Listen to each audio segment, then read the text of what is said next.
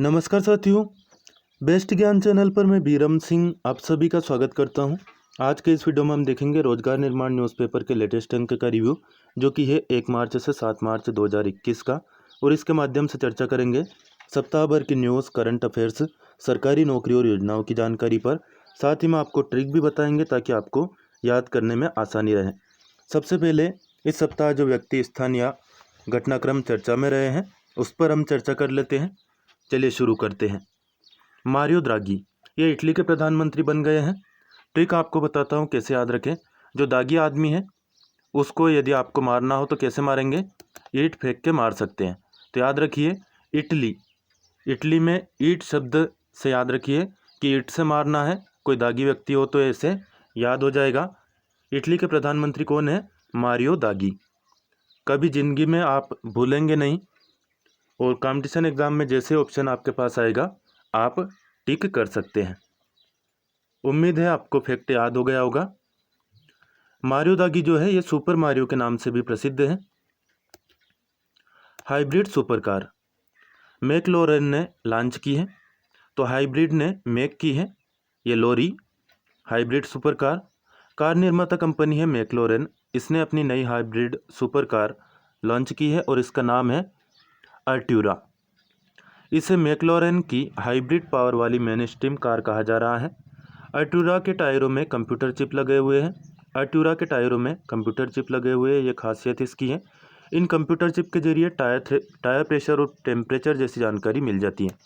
यह अभी तक की सबसे हाईटेक कार मानी जा रही है अर्ट्यूरा। साथियों, वीडियो आपको उपयोगी लगे तो लाइक ज़रूर कर दीजिए और पूरा देखिए ताकि पूरी जानकारी आपको मिल पाएगी। यह जो पेपर होता है सप्ताह भर की न्यूज़, करंट अफेयर्स और जॉब अलर्ट इसमें एक साथ आपको मिल जाते हैं, इसलिए सभी प्रतियोगी परीक्षाओं के लिए यह होता है, रामबाण का काम करता है। फातिमा 16 करोड़ रुपए लॉटरी में इन्होंने जीत लिए हैं।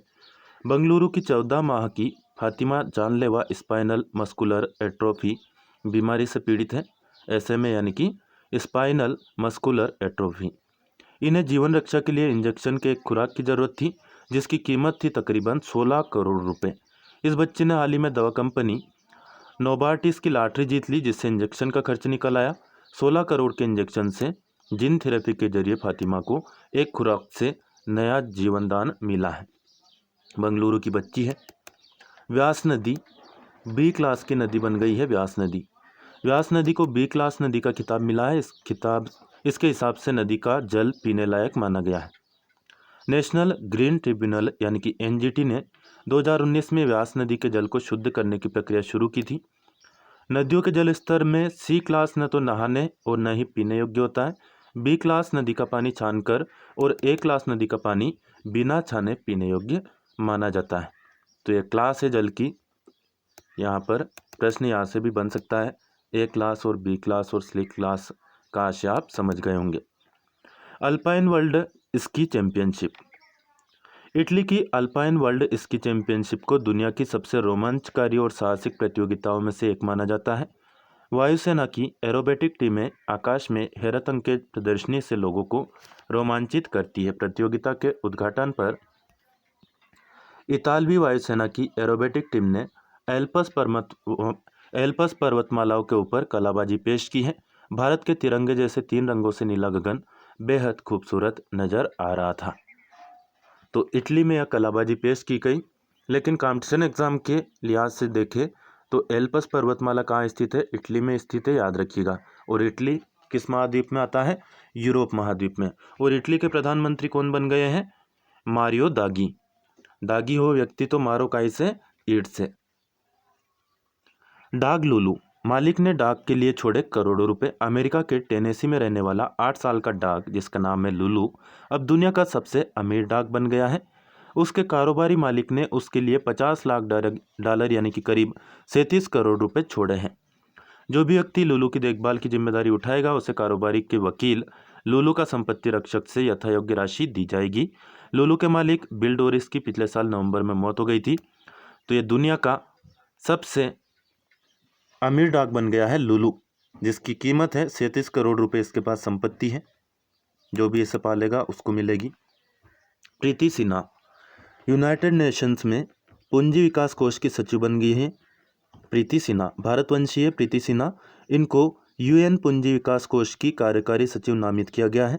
संयुक्त राष्ट्र पूंजी विकास कोष UNCDF ने भारतीय मूल की इन्वेस्टमेंट और डेवलपमेंट बैंकर को चयनित कर आदेश जारी किया। प्रीति ने पदभार ग्रहण कर लिया है। उन्होंने जूडिथ कार्ल की जगह ली है, जो संयुक्त राष्ट्र के साथ ही 30 साल के करियर के बाद सेवानिवृत्त हो गए थे।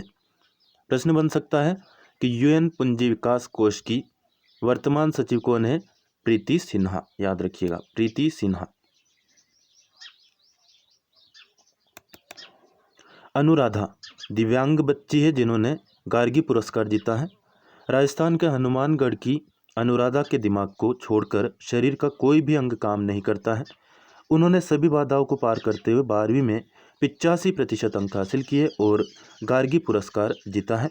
वे अपने हाथों से किताब तक नहीं उठा पाती है। उनका 13 वर्षीय भाई भी दिव्यांग है और 10वीं कक्षा में 73% अंक लाया है। तो कहते हैं ना कि प्रतिभा किसी की मोहताज नहीं होती। आप देख सकते हैं तमाम कमियों के बावजूद इन्होंने जो खूबियाँ हैं वह देखने लायक है। वे अपने हाथों से किताब तक नहीं उठा पाती है, लेकिन नंबर कितना लाती है देख सकते हैं।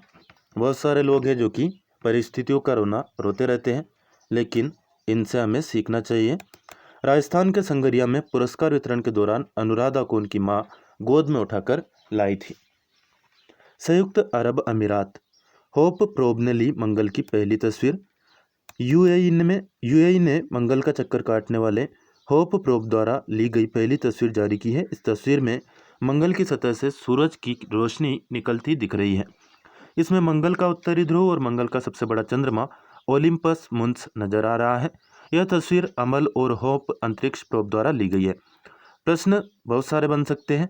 पहला तो यही कि अंतरिक्ष यान प्रोब, होप अंतरिक्ष प्रोब, ये किसका अंतरिक्ष यान है? तो यूएई का है। मंगल के चंद्रमा का नाम क्या है? ओलिम्पस। तो ये दो चीज़ें आपको मुख्य रूप से याद रखना है। एक और प्रश्न ऐसे बन सकता है कि हाल ही में होप अंतरिक्ष प्रोब किस ग्रह के लिए छोड़ा गया जिसने खूबसूरत तस्वीर प्रस्तुत की? तो मंगल ग्रह के लिए ये छोड़ा गया था। बिस्किट कप कोल्हापुर के 3 युवाओं ने बनाया। महाराष्ट्र के कोल्हापुर के 3 युवाओं ने प्लास्टिक और कागजी कचरे से पर्यावरण को होने वाले नुकसान को टालने के लिए बिस्किट से कप तैयार किया है। चाय, दूध या कॉफ़ी पीने के बाद इन बिस्किट कपों को खाया जा सकता है। दिग्विजय गायकवाड़, आदेश कारंडे और राजेश खामकर, ये 3 बंदे हैं जिन्होंने इस प्रोजेक्ट को बनाया है और नाम दिया है magnet edible cutlery. Magnet edible cutlery यानी कि खाने योग्य, एडिबल यानी खाने योग्य। रोबो आर्टिस्ट ने बनाया अपना पोर्ट्रेट। दुनिया की पहली रोबोट आर्टिस्ट एडा ने अपना पोर्ट्रेट तैयार कर लिया है। प्रश्न बन सकता है कि दुनिया की पहली रोबोट आर्टिस्ट यानी कि रोबोट जो कि कलाकार है कौन है? एडा। लॉकडाउन नियमों में अगर छूट मिली तो मई जून के बीच लंदन के डिजाइन म्यूजियम में इसे दुनिया देखेगी। पोर्ट्रेट के अलावा एडा प्रकृति, मौसम और बदलती तकनीक पर भी कई चित्र तैयार कर चुकी है। एडा यह काम कम से कम समय में कर लेती है। भविष्य में आर्किटेक्ट के तौर पर एडा से काम लिए जाने की तैयारी की जा रही है। तो रोबोट एक समय आएगा कि इंसान के सारे काम करने लगेगा। सोचने समझने की शक्ति भी इसमें आ सकती है। फिर क्या होगा? फिल्मों में आपने देखा होगा, रोबोट फिल्म यदि देखी हो तो, कि वह कितना खतरनाक भी हो सकता है, हालांकि इतना ही काम का भी हो सकता है। Sonali Nijhawan अमेरिकाप्स state and national की निदेशक बन गई है। सोनाली निझावन, भारतीय मूल की सोनाली निझावन को अमेरिका के राष्ट्रपति जो बाइडेन ने अमेरिकाप्स स्टेट एंड नेशनल की निदेशक नियुक्त किया है। सोनाली की नियुक्ति बाइडेन प्रशासन की प्रतिबद्धता को दर्शाती है। अमेरिकाप्स ने कहा कि उम्मीद है कि सोनाली अपनी नई भूमिका में प्रशासन के एजेंडे का समर्थन करने के लिए सेवा का उपयोग करेगी। रश्मि सामंत ऑक्सफोर्ड यूनिवर्सिटी छात्र संघ की अध्यक्ष बन गई है। भारतीय छात्रा रश्मि सामंत ऑक्सफोर्ड यूनिवर्सिटी छात्र संघ की अध्यक्ष चुनी गई है। यह उपलब्धि हासिल करने वाली वह पहली भारतीय है। रश्मि लिनकेयर कॉलेज से एमएससी कर रही है। रश्मि ने चुनाव प्रचार के दौरान कैंपस से सभी साम्राज्यवादियों की मूर्ति हटाने की पैरवी की थी। उन्होंने कर्नाटक के उडुपी में प्रारंभिक शिक्षा हासिल की है। छात्र संघ की 2021-22 के लिए निर्वाचित अध्यक्ष रश्मि सामंत की टीम में कुछ और भारतीय भी है।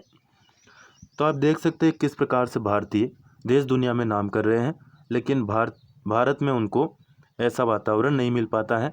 यही कहने में आता है क्योंकि यहाँ पर इतनी ऊंचाई पर नहीं पहुँचते हुए दिखाई देते जितना कि विदेशों में भारतवंशी नाम कर रहे हैं।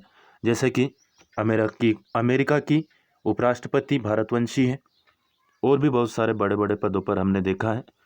एलिजाबेथ एस्तेते पेरू की विदेश मंत्री ने इस्तीफा दिया। पेरू की विदेश मंत्री है एलिजाबेथ एस्तेते, इन्होंने अपने पद से इस्तीफा दे दिया है।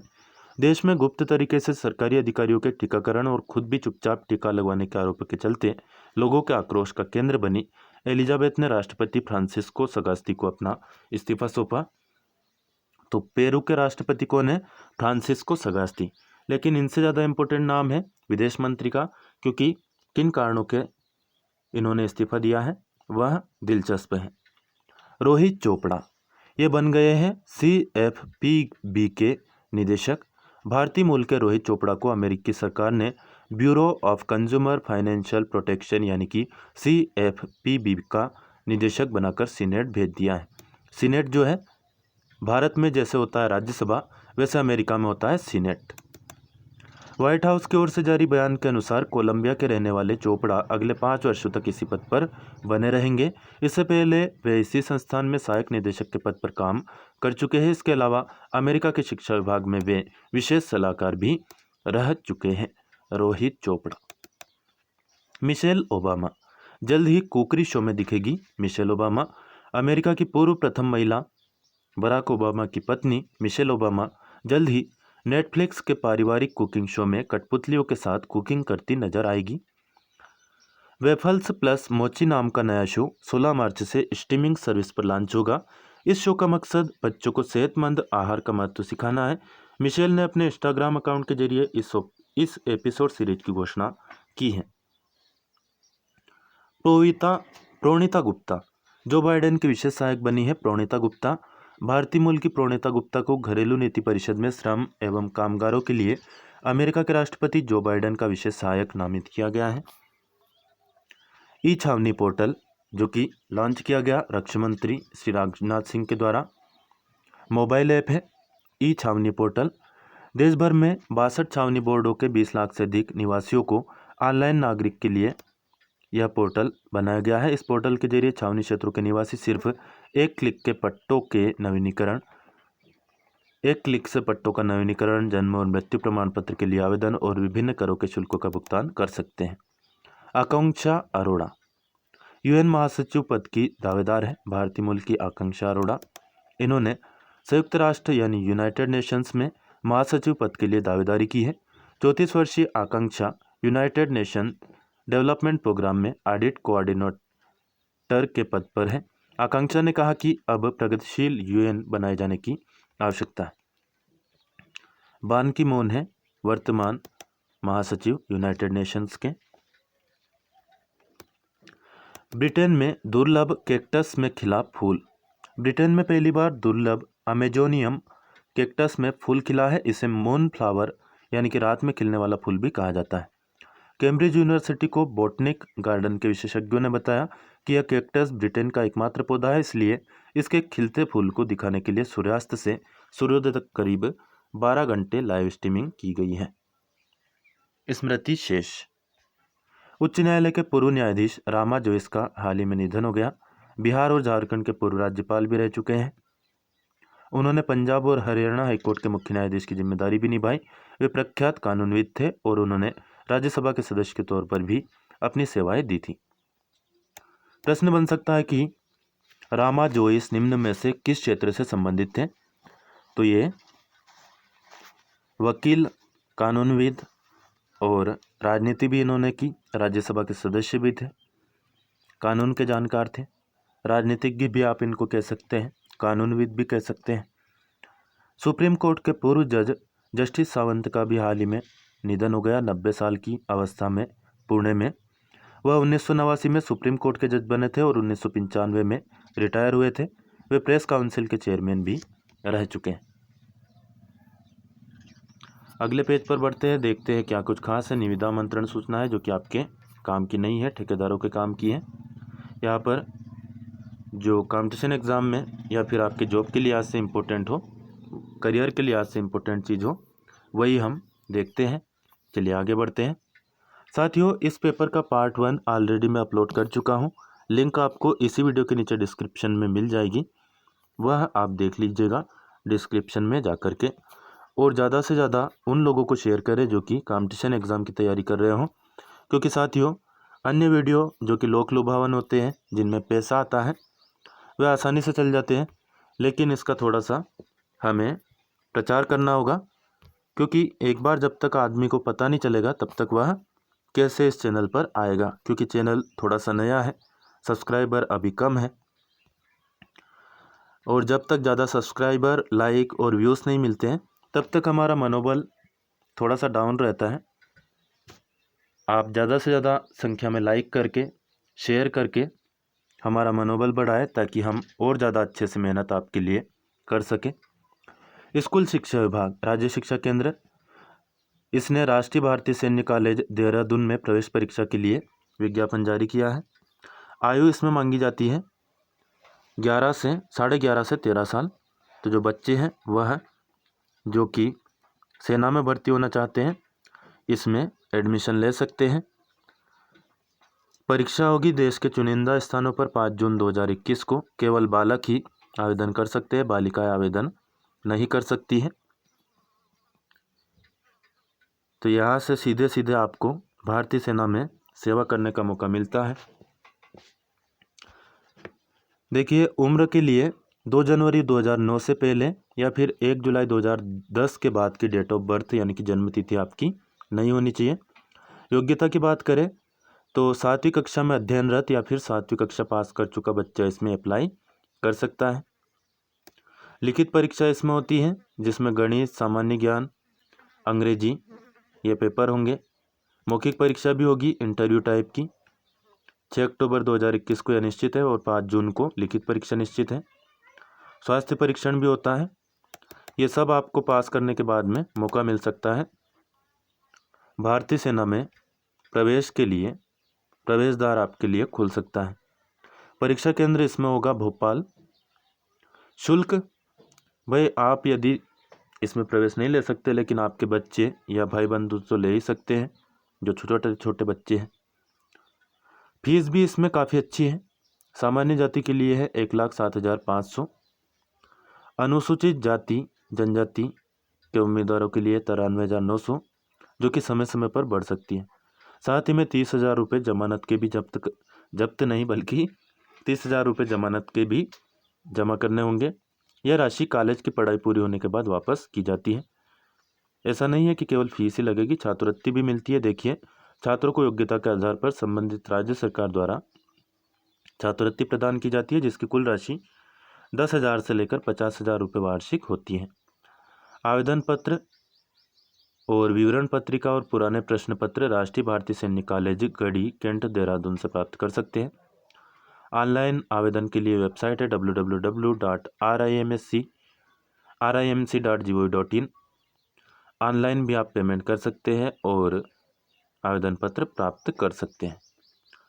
फीस है फॉर्म भरने के लिए 600 रुपये, SC ST OBC के लिए 555 रुपये।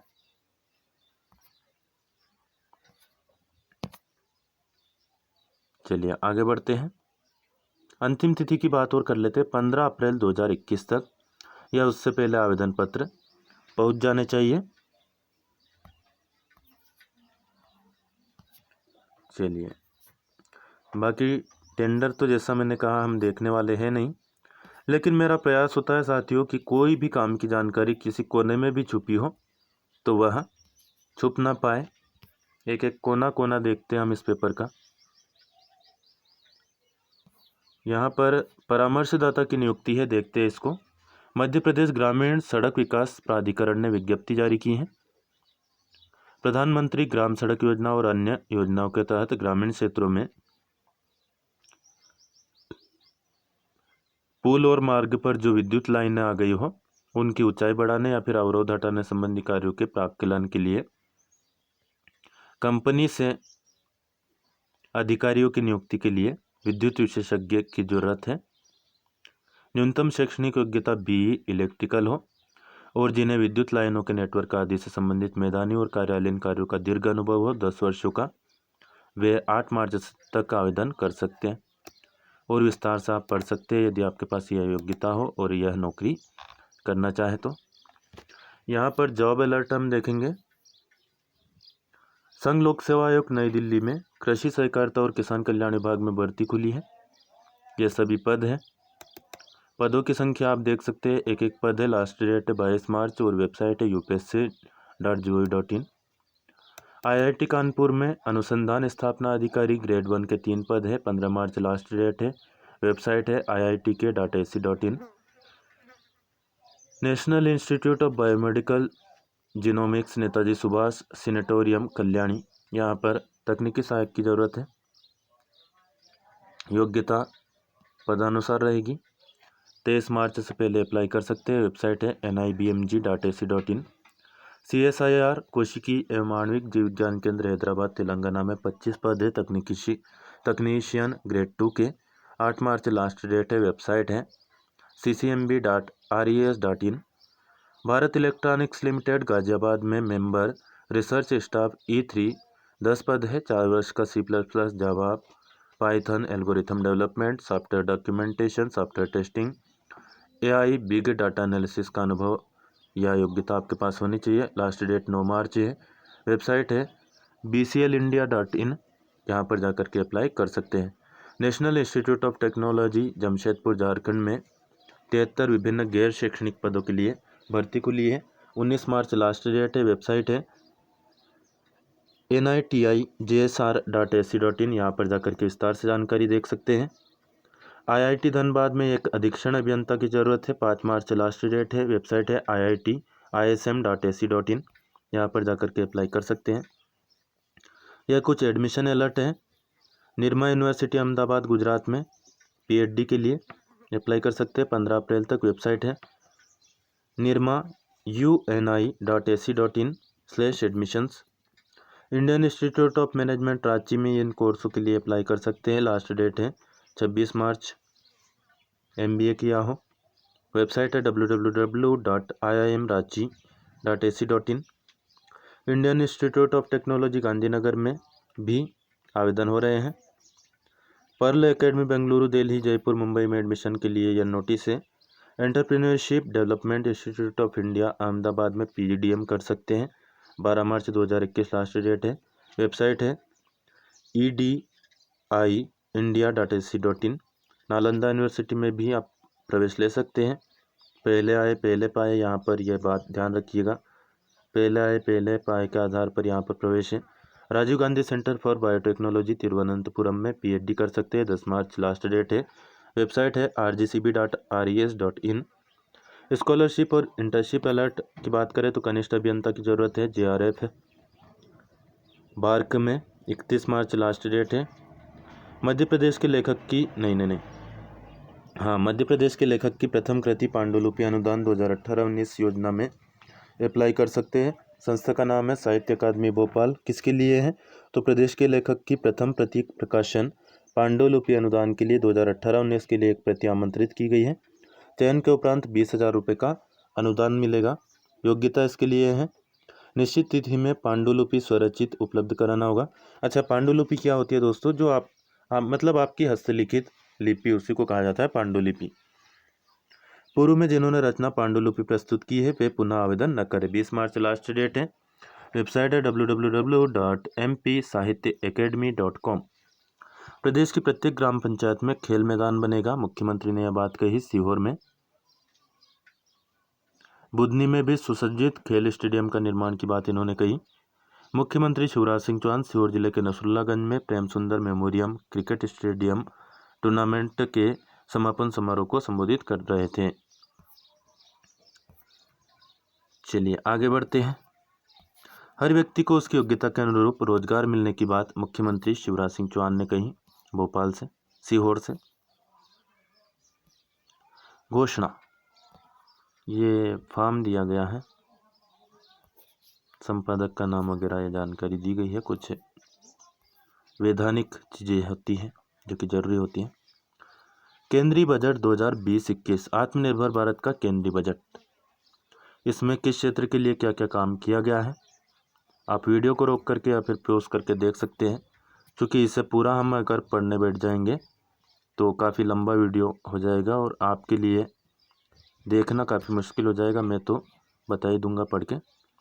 इसके लिए आप कहेंगे तो कमेंट कर दीजिएगा, मैं पूरा सेपरेट वीडियो इसी टॉपिक पर बना दूंगा केंद्रीय बजट पर। हालांकि मैंने एक वीडियो बनाया भी हुआ है, वह भी आप देख सकते हैं, लिंक आपको इसी वीडियो के डिस्क्रिप्शन में मिल जाएगी।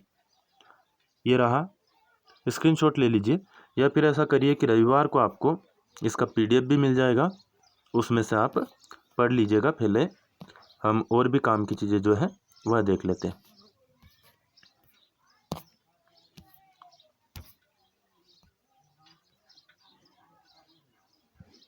यहाँ पर विभिन्न प्रतियोगी परीक्षाओं के लिए सामान्य ज्ञान दिया हुआ है खेल का, इसे आप कर सकते हैं। चलिए मेरे साथ सोल्व कर लीजिएगा, कमेंट में आपको जवाब देना है। जवाब देना है मतलब देना है, ऐसा नहीं कि आप बैठे बैठे बस सुन रहे हैं। क्योंकि दोस्तों जवाब देने से क्या होता है, आपको याद देर तक रहता है। चलिए पहला प्रश्न है खेल से संबंधित कि इनमें से किस महिला खिलाड़ी ने रियो ओलंपिक 2016 में भारत के लिए पदक जीता है। आंसर होगा साक्षी मलिक। साक्षी मलिक ने रियो ओलंपिक 2016 में भारत के लिए पदक जीता है। किस देश के नाम सबसे ज़्यादा बार फीफा वर्ल्ड कप में हिस्सा लेने का रिकॉर्ड है। सबसे ज़्यादा बार हिस्सा लेने की बात की गई है तो ब्राज़ील ने हिस्सा लिया है। अपूर्वी चंदेला किस खेल में भारत का प्रतिनिधित्व करती है भाई। अपूर्वी चंदेला है निशानेबाज। सनराइजर्स हैदराबाद में किस वर्ष IPL का खिताब जीता है। सनराइजर्स हैदराबाद ने कब जीता है, इन्होंने जीता है वर्ष 2016 में। स से सनराइजर्स और स से 16। बास्केटबॉल की प्रतिष्ठित लीग NBA किस देश में आयोजित की जाती है। NBA किस देश में आयोजित की जाती है, कहाँ पर आयोजित की जाती है, अमेरिका में। टेस्ट क्रिकेट में श्रीलंका के लिए सबसे ज़्यादा शतक बनाने वाले बल्लेबाज कौन है। टेस्ट क्रिकेट में सबसे ज़्यादा शतक बनाने वाले बल्लेबाज कौन है, बताइएगा कमेंट करके। यह है कुमार संगकारा। अच्छा, ऑल इंग्लैंड टूर्नामेंट किस खेल से संबंधित है। ऑल इंग्लैंड टूर्नामेंट किस खेल से संबंधित है, बैडमिंटन से। रोजर फेडरर ने आखिरी बार US ओपन में एकल खिताब किस वर्ष जीता था। एकल खिताब रोजर फेडरर ने कब जीता था, यह क्वेश्चन। तो इसका आंसर क्या है, इसका आंसर है 2008। वनडे क्रिकेट में सबसे बड़ी जीत का रिकॉर्ड किस देश के नाम है। किस देश के नाम है, न्यूजीलैंड के नाम सबसे बड़ी जीत। ऑस्ट्रेलिया की पुरुष हॉकी टीम ने ओलंपिक खेलों में अब तक कितने स्वर्ण पदक जीते हैं। केवल एक स्वर्ण पदक जीता है ऑस्ट्रेलिया की पुरुष हॉकी टीम ने अभी तक ओलंपिक खेल में। वर्ष 1992 में किस शहर में ओलंपिक खेल आयोजित किए गए थे। 1992 में कब, 1992 में किस शहर में आयोजित किए गए थे, तो ये किए गए थे बार्सिलोना में। वर्ष 2010 में किस देश ने T20 वर्ल्ड कप क्रिकेट खिताब जीता था। किसने जीता था, इंग्लैंड ने। 2010 में इंग्लैंड जीत गया था। वर्ष 2016 में वर्ल्ड जूनियर एथलेटिक्स चैंपियनशिप में किस खिलाड़ी ने भाला फेंक स्पर्धा में स्वर्ण पदक जीता है। भाला फेंक में किसने जीता है, नीरज चोपड़ा ने। दिग्गज कार रेसलर एलन प्रोस्ट कितनी बार फार्मूला 1 चैंपियन बने थे। एलन प्रोस्ट ये कितनी बार चैंपियन बन चुके हैं, 4 बार। इनमें से किस भारतीय स्पिनर ने टेस्ट क्रिकेट में शतक बनाया है। किसने बनाया टेस्ट क्रिकेट में शतक, R अश्विन बना चुके हैं, हरभजन सिंह भी बना चुके हैं और अनिल कुंबले भी बना चुके हैं। 16 क्वेश्चन है, फीफा वर्ल्ड कप 2010 में किस खिलाड़ी को गोल्डन बॉल अवार्ड दिया गया था। फीफा वर्ल्ड कप 2010 में गोल्डन बॉल अवार्ड किसे दिया गया, डिएगो फॉरलान को। इस वर्ष किस टीम ने सैयद मुश्ताक अली ट्रॉफी जीती है। किस राज्य ने जीती है सैयद मुश्ताक अली ट्रॉफी, तो ये जीती है तमिलनाडु ने। इनमें से कौन सा खेल टोक्यो ओलंपिक 2020 में शामिल नहीं है भाई। शतरंज शामिल नहीं है, बाकी बास्केटबॉल, गोल्फ और रग्बी शामिल कर लिया गया है। स्टीन पोइरियर किस खेल में अमेरिका का प्रतिनिधित्व करते हैं? स्टील पोइरियर ये मिक्स्ड मार्शल आर्ट में प्रतिनिधित्व करते हैं। A century is not enough किस भारतीय खिलाड़ी की आत्मकथा का नाम है? यह आत्मकथा है सौरव गांगुली की। अमेरिकी टेनिस खिलाड़ी जिमी कॉनर्स ने कितने ग्रैंड स्लैम एकल खिताब जीते हैं? तो अभी तक 8 खिताब जीत चुके हैं जिमी कॉनर्स, जो कि टेनिस खिलाड़ी है। एशियन गेम्स 2018 में किस देश ने फुटबॉल में पुरुष वर्ग का स्वर्ण पदक जीता है? किस देश ने जीता है एशियन गेम्स में स्वर्ण पदक पुरुष वर्ग में? ये जीता है दक्षिण कोरिया ने। इंटरनेशनल क्रिकेट काउंसिल यानी आईसीसी का मुखिया बनने वाले पहले भारतीय कौन थे या कौन है? 23 का आंसर हो गया जगमोहन डालमिया, पहले भारतीय थे जो कि आईसीसी के चेयरमैन बने। वर्ष 2020 में वर्ल्ड स्नूकर चैंपियनशिप किस देश में आयोजित की गई थी? इंग्लैंड में। इस वर्ष बिग बैश लीग का खिताब किस टीम ने जीता है? तो ये जीता है भाई सिडनी सिक्सर्स ने बिग बैश लीग जीत ली है। यहाँ पर पल्लवन या विस्तारण के बारे में जानकारी दी गई है। हिंदी का जो पेपर है राज्य सेवा मुख्य परीक्षा का, उसके लिए। तो यहाँ पर आप इसको वीडियो को रोक करके या फिर स्क्रीनशॉट को लेकर के पढ़ सकते हैं यदि इंटरेस्टेड हो तो, या फिर पीडीएफ से पढ़ लीजिएगा, पीडीएफ से ही ज़्यादा ठीक रहेगा। ये देखिए, वैसे अब आप स्क्रीनशॉट ले सकते हैं और पढ़ भी सकते हैं। ऑनलाइन तो संस्करण अवेलेबल है ही। मध्य प्रदेश सामान्य ज्ञान यहाँ पर प्रतियोगी परीक्षाओं के लिए दिया गया है। एक्चुअली यहाँ पे लिखा जरूर है मध्य प्रदेश सामान्य ज्ञान, लेकिन है भी मध्य प्रदेश सामान्य ज्ञान ही। इसको हम नेक्स्ट वीडियो में देखेंगे, एक सेपरेट वीडियो में, और मैं और भी विस्तार से इसको बताने का प्रयास करूँगा। अब हम देखेंगे खेल चर्चा, जो कि इस सप्ताह की काफ़ी इंपॉर्टेंट होती है आपकी प्रतियोगी परीक्षाओं के लिहाज से। हाशिमोतो बनी है टोक्यो ओलंपिक आयोजन समिति के अध्यक्ष। जापान की पूर्व खिलाड़ी है सिको हाशिमोतो। ये टोक्यो ओलंपिक 2020 आयोजन समिति के अध्यक्ष बन गई है। मोकायला शिफरिन ने वर्ल्ड चैंपियनशिप में स्वर्ण पदक जीता है। अमेरिका की अल्पाइन स्कीइंग खिलाड़ी मिकाइला शिफरिन ने विश्व स्कीइंग चैंपियनशिप में शानदार प्रदर्शन करते हुए अल्पाइन कंबाइंड स्पर्धा में स्वर्ण पदक हासिल कर लिया है। रेडबुल ने नए सत्र के लिए प्रदर्शित की नई कार। फार्मूला 1 की दिग्गज टीम रेडबुल ने वर्ष 2021 के सत्र के लिए नई कार प्रदर्शित की है। इसको नाम दिया गया है RB16। रेडबुल की टीम पिछली जो प्रतियोगिता हुई थी उसमें किस स्थान पर रही थी?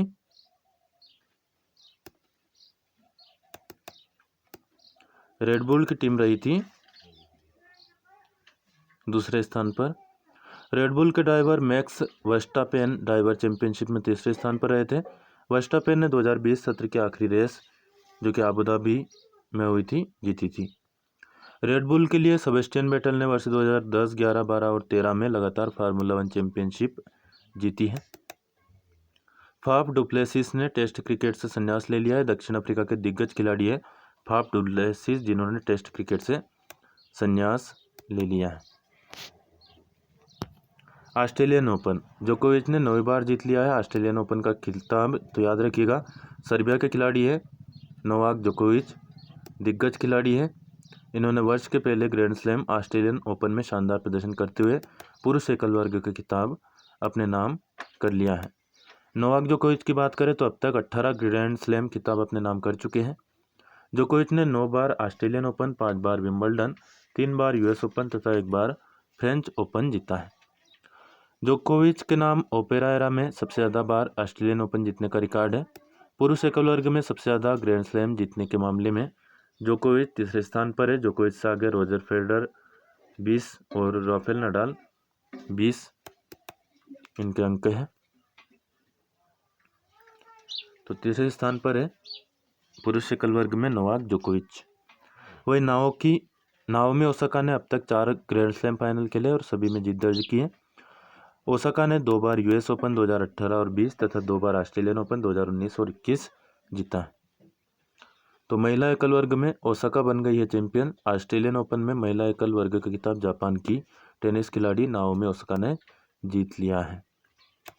इंग्लैंड के खिलाफ 2020 सीरीज के लिए भारतीय टीम की घोषणा कर दी गई है। टीम में 4 नए चेहरे शामिल किए गए हैं। इनमें ईशान किशन, सूर्य कुमार यादव, राहुल तेवतिया और वरुण चक्रवर्ती शामिल है। ये पूरी भारतीय टीम है। वीडियो को रोक करके या फिर प्यूज करके आप देख सकते हैं। लुइस हैमिल्टन, इनका नाम लारियस अवार्ड्स के लिए नामांकन इनका हो गया। खेल जगत के सबसे प्रतिष्ठित पुरस्कार में से एक है लारियर्स स्पोर्ट्स अवार्ड। इसके sportsman of the year category के लिए दिग्गज फार्मूला 1 रेसर लुइस हैमिल्टन सहित 6 खिलाड़ियों को नामांकित किया गया है। वास ने गेंदबाजी पोस्ट से दिया इस्तीफा। हाल ही में श्रीलंका की क्रिकेट टीम के गेंदबाजी कोच नियुक्त किए गए पूर्व क्रिकेटर चामिंडा वास ने अपने पद से इस्तीफा दे दिया है। भारत ने 10 विकेट से जीता तीसरा टेस्ट। भारत ने स्पिनरों के बेहतरीन प्रदर्शन के दम पर अहमदाबाद में खेले गए तीसरे टेस्ट मैच को 10 विकेट से अपने नाम किया है। इस जीत के साथ ही भारत ने 4 मैचों की टेस्ट सीरीज में 2-1 की बढ़त हासिल कर ली है। मैच में इंग्लैंड ने टॉस जीतकर पहले बल्लेबाजी करने का निर्णय ले लिया, लेकिन ईशांत शर्मा ने तीसरे ओवर में डोम सिबले को 0 पर आउट कर इस निर्णय को गलत साबित किया। भारत ने दूसरी बार कोई टेस्ट मैच 2 दिन में जीता है। इससे पहले भारत ने अफगानिस्तान को 2 दिन के अंदर हरा दिया था। अश्विन टेस्ट क्रिकेट में 400 विकेट लेने वाले चौथे भारतीय गेंदबाज बन गए हैं। अश्विन से पहले कपिल देव, अनिल कुंबले और हरभजन सिंह 400 विकेट ले चुके हैं। वही ईशांत शर्मा 100 टेस्ट मैच खेलने वाले 11वें भारतीय खिलाड़ी तथा कपिल देव के बाद दूसरे भारतीय तेज गेंदबाज हैं। यहाँ से एक प्रश्न जरूर बनता है कि निम्न में से किस खिलाड़ी ने 400 विकेट लिए हैं?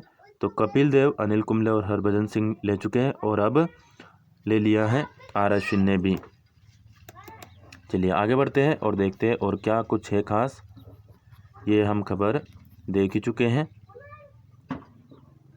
आईपीएल की तर्ज पर अब होगी चेस लीग। भारत में आईपीएल की तर्ज पर एक वैश्विक चेस लीग आयोजित की जाएगी। इस लीग का पहला संस्करण इसी वर्ष आयोजित किए जाने की संभावना है। भारत के दिग्गज शतरंज खिलाड़ी विश्वनाथन आनंद को इस लीग का सलाहकार और मेंटर बनाया गया है। विश्वनाथन आनंद ने बताया कि ग्लोबल चेस लीग का आयोजन डिजिटल फॉर्मेट में होगा। इस लीग में प्रत्येक टीम में पुरुष, महिला और जूनियर खिलाड़ी शामिल होंगे। आनंद ने कहा कि कोरोना महामारी के बाद विश्व में बदली परिस्थितियों में इस लीग का आइडिया सामने आया है। उल्लेखनीय कि विश्वनाथन आनंद 5 बार शतरंज के विश्व चैंपियनशिप जीत चुके हैं, विश्व चैंपियन रह चुके हैं। चलिए अब सामयिकी देखते हैं। सामयिकी में है अर्थशास्त्री लीगिया यूएनईपी के लिए नामांकित की गई है। संयुक्त राष्ट्र प्रमुख एंटोनियो गुटेरस ने मैंने संयुक्त राष्ट्र के अध्यक्ष का नाम बान की मून बता दिया था। बान की मून इनसे पहले थे, अब है एंटोनियो गुटेरस। संयुक्त राष्ट्र प्रमुख एंटोनियो गुटेरस ने भारतीय अर्थशास्त्री लीगिया नोरोन्हा को संयुक्त राष्ट्र पर्यावरण कार्यक्रम के न्यूयॉर्क कार्यालय में सहायक महासचिव और प्रमुख नियुक्त किया गया है। नोरोन्हा अपने भारतीय सहयोगी और अर्थशास्त्री सत्या त्रिपाठी की जगह लेंगी। नोरोन्हा एक अर्थशास्त्री और उन्हें धारणि विकास के क्षेत्र में 30 साल का अंतर्राष्ट्रीय अनुभव है। तो ये भी भारतीय है लीगिया नोरोन्हा। आईआईटी खड़गपुर का 66वां दीक्षांत समारोह। प्रधानमंत्री ने सेल्फ अवेयरनेस, सेल्फ कॉन्फिडेंस और सेल्फलेसनेस का मंत्र दिया। जो दीक्षांत समारोह आईआईटी खड़गपुर का आयोजित हुआ उसमें।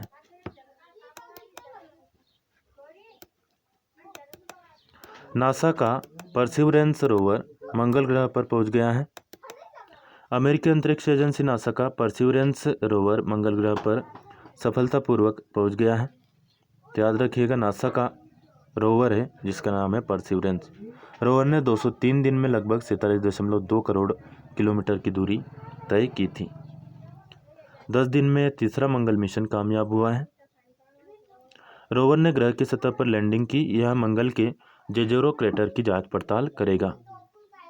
देखिए यह तीसरा मंगल मिशन है। इससे पहले यूएई, फिर चीन और अब अमेरिका का रोवर मंगल पर उतरा है।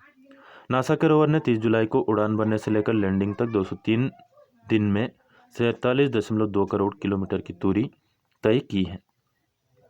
परसिवरेंस रोवर और इंजीन्यूटी हेलीकॉप्टर मंगल पर जमीन के नीचे जीवन संकेतों के अलावा पानी की खोज और उनसे जुड़ी चीज़ों के बारे में जांच करेंगे। 2031 में इसे धरती पर लाया जाएगा। चट्टानों के नमूने साथ में लेकर यह आएगा और उसका अध्ययन तब तक करता रहेगा। रोवर के साथ दुनिया भर से कई लोगों के नाम सिलिकॉन चिप्स पर लिखकर भेजे गए। क्वाड देश भ्रामक सूचनाओं को रोकेंगे। क्वाड किन को कहते हैं? भारत, अमेरिका, ऑस्ट्रेलिया और जापान के जो समूह है उसको कहा जाता है क्वाड। हिंसा बढ़ाने वाली गतिविधियों पर अंकुश के लिए साझा सिस्टम बनाएगा क्वाड समूह। संसद में पेश हुआ अमेरिकी नागरिकता बिल। अमेरिका में नागरिकता बिल को संसद में पेश कर दिया गया है। विधेयक में H-1B वीजा धारकों के आश्रितों को देश में काम करने की अनुमति देने का भी प्रावधान किया गया है। 1.1 करोड़ अप्रवासियों को अमेरिकी नागरिकता मिलना इससे संभव हो पाएगा। प्रधानमंत्री प्रयुत चान ने विश्वास मत जीत लिया है। थाईलैंड के प्रधानमंत्री हैं प्रयुत चान, इनका नाम याद रखिएगा। 272 सांसदों का इनको समर्थन हासिल हुआ, जबकि 206 सदस्यों ने अविश्वास प्रस्ताव के समर्थन में मतदान किया और 3 सदस्य अनुपस्थित रहे। IIT खड़गपुर वाली खबर हम देख ही चुके हैं। नेपाल में अमेरिका ने दी मेक्सिको में ठहरे शरणार्थियों को आने की अनुमति। अमेरिका में जो बाइडेन सरकार ने मेक्सिको में ठहरे शरणार्थियों के एक जत्थे को अमेरिका आने की अनुमति प्रदान कर दी है। ज़्यादा संख्या में प्रवासियों के आने की संभावना के कारण अमेरिकी अधिकारियों ने लोगों को सीमा पर नहीं आने और उन्हें सबसे पहले शरणार्थियों के लिए संयुक्त राष्ट्र के उच्चायोग की वेबसाइट पर पंजीकृत करने को कहा है। नेपाल में सुप्रीम कोर्ट ने बहाल की संसद। नेपाल की सुप्रीम कोर्ट ने संसद को बहाल करते हुए संसद को भंग करने के आदेश के खिलाफ निर्णय दिया है। चोलेंद्र शमशेर की अध्यक्षता वाली 5 सदस्यीय संवैधानिक पीठ ने 275 सदस्यीय प्रतिनिधि सभा को भंग करने के सरकार के फैसले को असंवैधानिक करार देते हुए संसद को बहाल किया। साथ ही 13 दिन के भीतर संसद का सत्र आहूत करने का आदेश भी दिया है। यह निर्णय कार्यवाहक प्रधानमंत्री KP शर्मा ओली के लिए बड़ा झटका माना जा रहा है। तो KP शर्मा ओली है यहाँ के कार्यवाहक प्रधानमंत्री। ज्ञात रहे कि नेपाल में ओली सरकार की सिफारिश पर 20 दिसंबर को राष्ट्रपति विद्या देवी भंडारी ने संसद भंग कर 30 अप्रैल और 10 मई को 2 चरणों में चुनाव कराने की घोषणा की थी। अंत में नीति वचन के साथ इस वीडियो को समाप्त करेंगे। अपने पर भरोसा करने से असंभव भी संभव हो जाता है, इसलिए अपने पर भरोसा हो तो फिर कुछ भी काम संभव हो सकता है। तो यह था दोस्तों संपूर्ण रिव्यू रोजगार और निर्माण न्यूज़पेपर का। वीडियो आपको उपयोगी लगे तो अन्य दोस्तों को जरूर शेयर कर दें और लाइक करना बिल्कुल ना भूलें। चैनल को सब्सक्राइब ना किया हो तो सब्सक्राइब कर लीजिए। सब्सक्राइब ऑलरेडी कर चुके हो तो बेल आइकन यानी कि घंटी का बटन जरूर प्रेस कर दे। कोई प्रश्न या सुझाव आपका हो तो कमेंट करके पूछ सकते हैं या बता सकते हैं। धन्यवाद। जय हिंद, जय भारत।